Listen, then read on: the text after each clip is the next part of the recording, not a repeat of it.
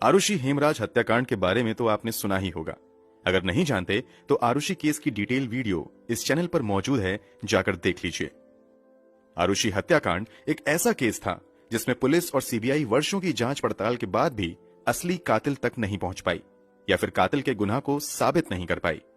Arushi case से ठीक 1 साल पहले एक और ऐसा ही केस हुआ था, जहां एक लड़की का कत्ल हो जाता है लेकिन कातिल का पता नहीं चलता है, मगर बाद में हुई जांच में हिला देने वाला खुलासा होता है।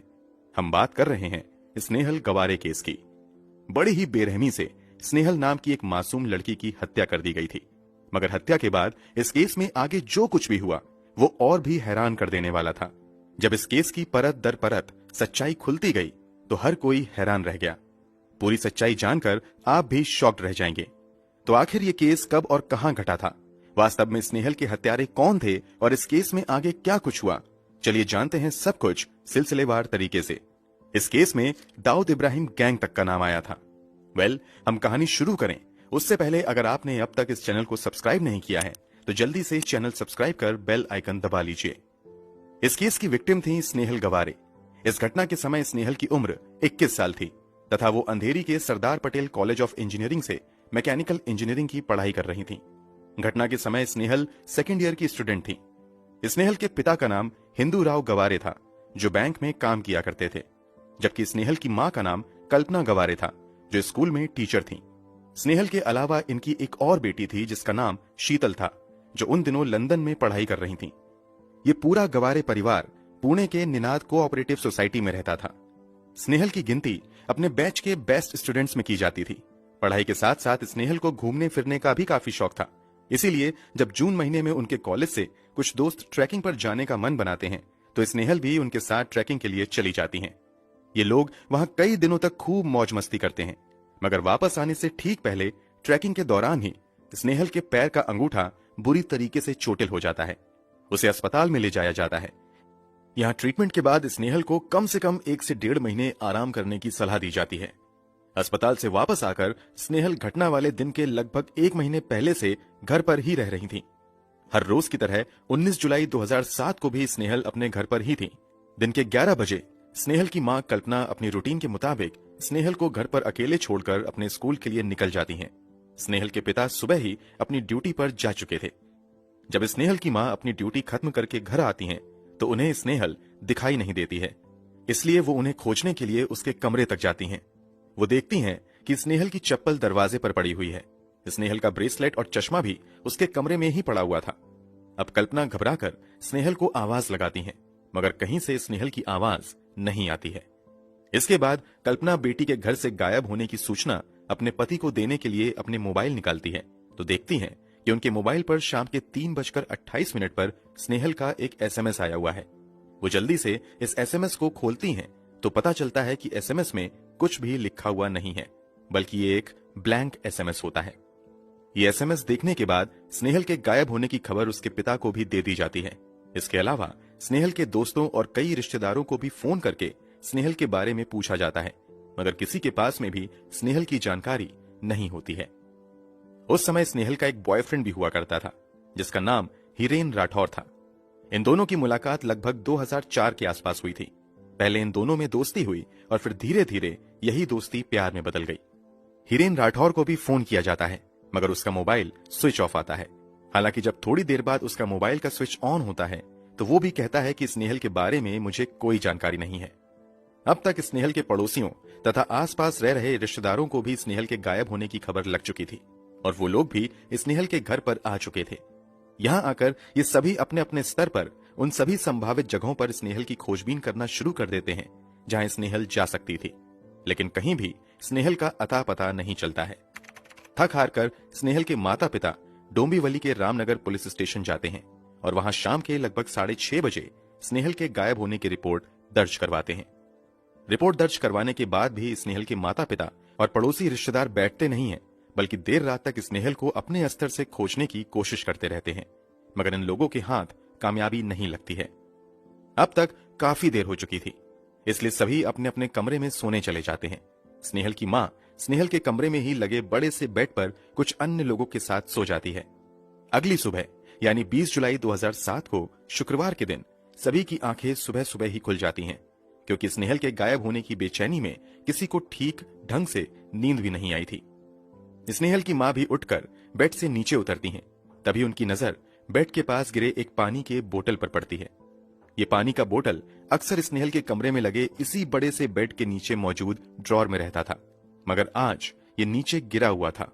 वो नीचे झुककर पानी की बोतल उठाती हैं और बेड के नीचे बने बक्से में उसे रखने के लिए बेड पर लगे गद्दे को थोड़ा सा हटाती हैं, मगर गद्दे को थोड़ा सा खिसकाते ही वो अचानक से चीख पड़ती हैं।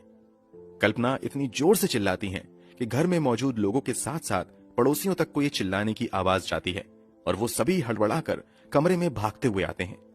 कल्पना उसी बेड की तरफ इशारा करके लगातार चिल्लाए जा रही थी और चिल्लाते चिल्लाते बेहोश भी हो जाती है। जब वहां पर मौजूद लोग कल्पना के चिल्लाने की वजह समझने के लिए गद्दे को हटाते हैं तो सभी के पैरों तले जमीन खिसक जाती है। उन्हें बेड के नीचे बने बक्से में एक इंसानी हाथ दिखाई देता है। आनन फानन में सभी लोग मिलकर गद्दे को हटाते हैं और बेड को खोलते हैं तो जो नजारा उनके सामने होता है उसे देखकर हर कोई शॉक्ड रह जाता है। जिस बेड पर स्नेहल की मां और कुछ दूसरे रिश्तेदार रात में सोए थे, उसी के नीचे बने बक्से में स्नेहल की लाश पड़ी हुई थी। स्नेहल के हाथ पीछे, पैर पीछे करके कपड़े से बांधा हुआ था, जबकि मुंह पर टॉवल लपेटा हुआ था। आनन फानन में पुलिस को खबर दी जाती है। जल्द ही पुलिस वाले भी वहां भागते हुए मौके पर पहुंच जाते हैं। शव को कब्जे में लेकर पोस्टमार्टम के लिए भेज दिया जाता है, जबकि एक मामला दर्ज करते हुए आगे की जांच पड़ताल शुरू कर दी जाती है। घरवालों द्वारा सबसे पहला शक स्नेहल के बॉयफ्रेंड हीरेन राठौर पर जताया जाता है। स्नेहल की मां के मुताबिक पिछले एक हफ्ते से स्नेहल और हीरेन का किसी बात को लेकर झगड़ा चल रहा था और इन दोनों में आजकल बातचीत भी बहुत कम हो गई थी। घर वालों के बयान के मुताबिक इसी झगड़े की वजह से शायद हीरेन ने ही स्नेहल की हत्या कर दी होगी। वैसे भी हीरेन ही ऐसा व्यक्ति था जो अक्सर इस घर में आता रहता था और इसके बारे में स्नेहल की मां को भी अच्छे से पता था। घर में ही तलाशी के दौरान पुलिस को यह भी पता चलता है कि स्नेहल की एक सोने की चेन और उसके पास मौजूद नोकिया N72 मोबाइल फोन भी गायब है। पुलिस को जांच में घर के अंदर किसी भी तरह के फोर्स एंट्री के सबूत नहीं मिलते हैं। इससे यह साफ था कि जिसने भी स्नेहल की हत्या की है वो बड़े आराम से घर के अंदर आया और शायद स्नेहल उसे जानती भी थी।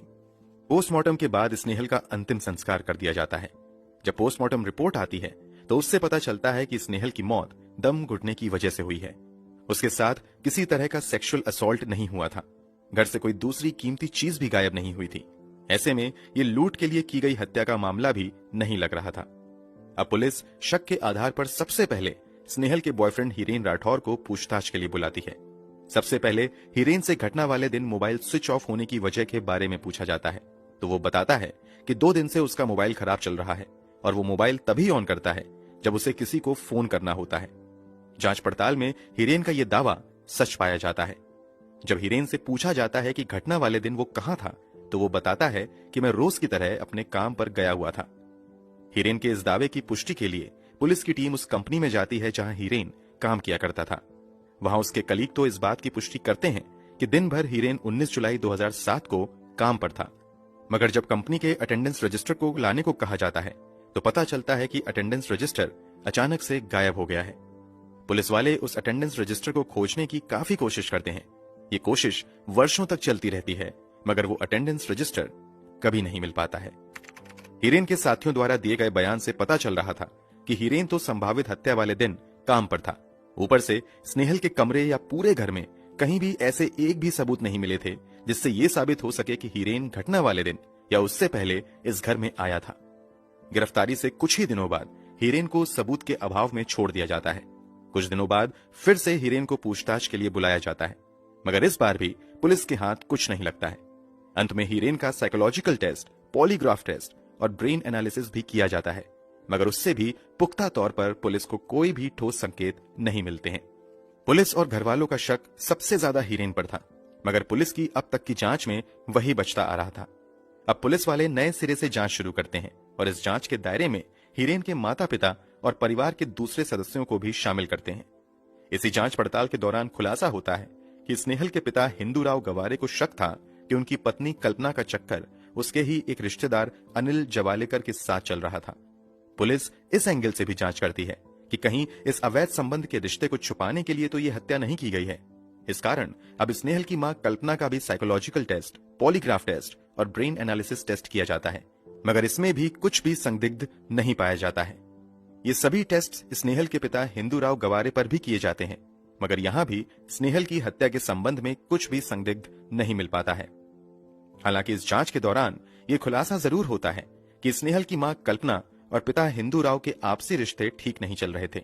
यहां तक कि हिंदूराव की बड़ी बेटी शीतल, जो लंदन में रहकर पढ़ाई कर रही थी, उससे भी हिंदूराव के रिश्ते ठीक नहीं थे और उसने अपने पिता पर तो मारपीट तक का मामला पुलिस में दर्ज करवाया हुआ था। स्नेहल से भी हिंदूराव के रिश्ते तनावपूर्ण ही थे, जिसके साथ कल्पना के अवैध संबंध होने का शक जताया गया था।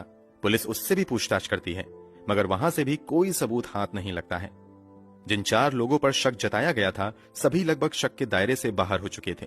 हालांकि स्नेहल के बॉयफ्रेंड हीरेन राठौर को अब तक पुलिस ने क्लीन चिट नहीं दी थी और उस पर अब भी नजर रखी जा रही थी, लेकिन उसे गिरफ्तार इसलिए नहीं किया जा सका था क्योंकि उसके खिलाफ एक भी सबूत नहीं मिले थे।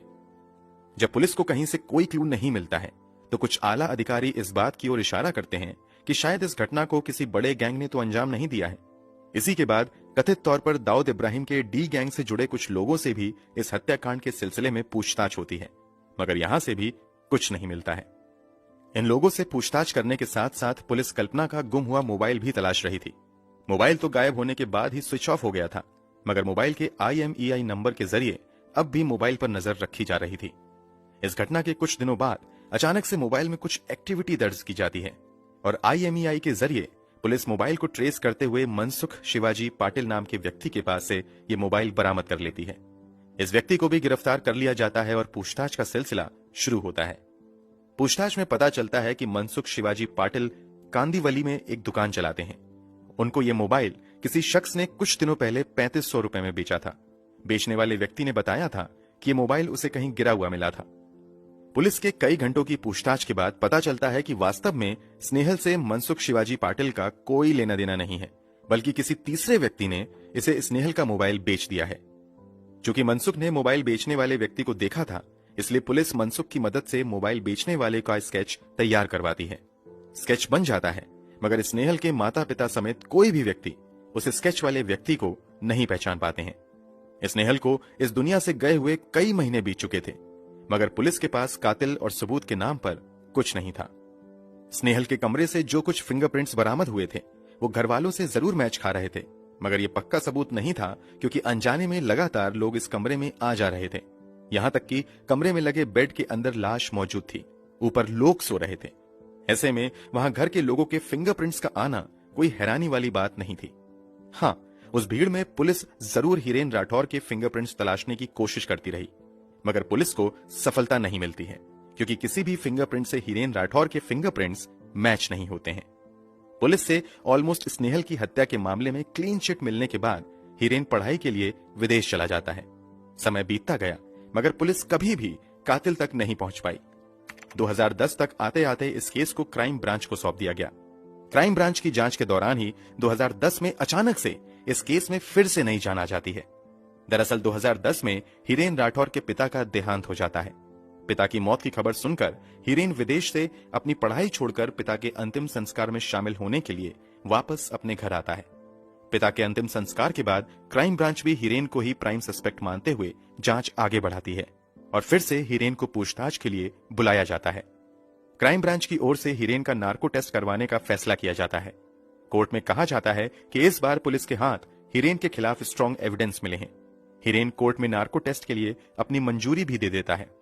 अब नार्को टेस्ट की तैयारी चल रही थी कि इसी बीच केस में एक बार फिर से नाटकीय मोड़ आता है।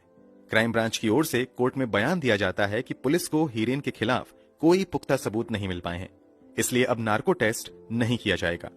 इसके तुरंत बाद हीरेन भी कोर्ट में नार्को टेस्ट के लिए दी गई अपनी सहमति वापस ले लेता है। कुल मिलाकर स्नेहल गवारे की हत्या को 15 साल से भी ज्यादा हो चुके हैं, मगर आज तक पुलिस ना तो एक गवाह ला पाई है, ना कोई एक सबूत और ना ही कोई कातिल है। वैसे ये केस अब तक बंद नहीं हुआ है और पुलिस आज भी अपने स्तर से इस केस की इन्वेस्टिगेशन कर रही है। पुलिस इंतजार में है कि शायद किसी दिन चमत्कार हो और उनके हाथ कोई पुख्ता सबूत लग जाए जो उन्हें कातिल तक ले जाए। अब वो दिन कभी आएगा या नहीं, वो तो समय ही बताएगा। दोस्तों, आपके अनुसार स्नेहल की हत्या किसने और क्यों की होगी? कमेंट बॉक्स में